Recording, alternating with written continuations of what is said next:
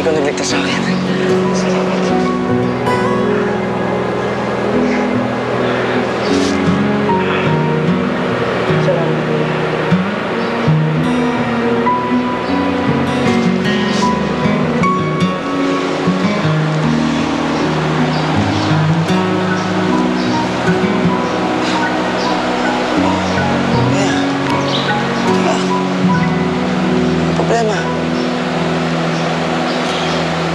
Sino ba nagsabi sa'yo na akong lumigtas sa'yo?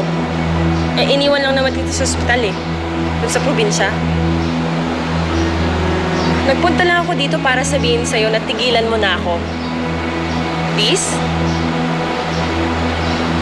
Dayuhan mo na ako, Darwin. Huwag mo na akong lapitan. Huwag mo na akong sundan.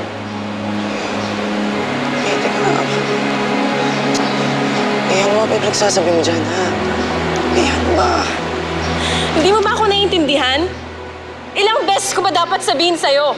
Ayoko na sa'yo, kaya tigilan mo na ako. Okay?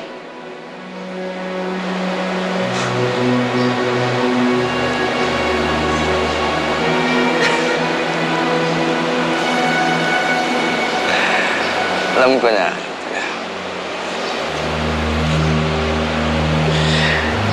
Set up to nila mami at ate, di ba? Kaya sila pumayag na makausap kita. Sino nagsabi sa'yo na sabihin mo sa akin yun? No? Ate! Ate! Makinig ka nga sa akin. Ito ang nararamdaman ko, Darwin. Kaya magaling ka umarte. Alam mo yun? Magaling ka umarte. Muntik mo na ako mapaniwala doon. Hindi ako nagbibiro. Ayoko na sa'yo. Alam mo, simula nang makilala kita, lumayo ng loob ko sa daddy ko. Simula nang makinig ako sa mga sinasabi mo, mali na lahat ng desisyon ko. Sinaktan ko pa ang best friend ko dahil sa'yo.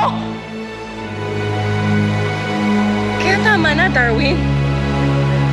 Sinira mo na nga ang buhay ko, di ba? Layuan mo na ako para masimulan ko ang buhay ko ulit.